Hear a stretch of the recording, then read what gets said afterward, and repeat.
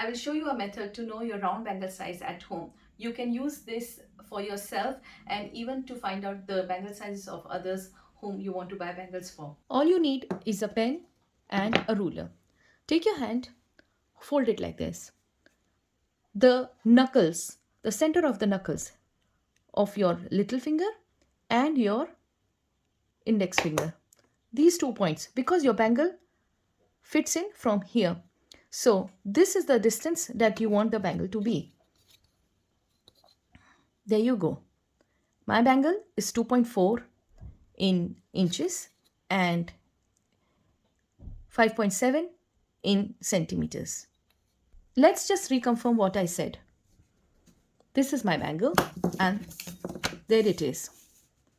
5.7 in centimeters and 2.4 in inches.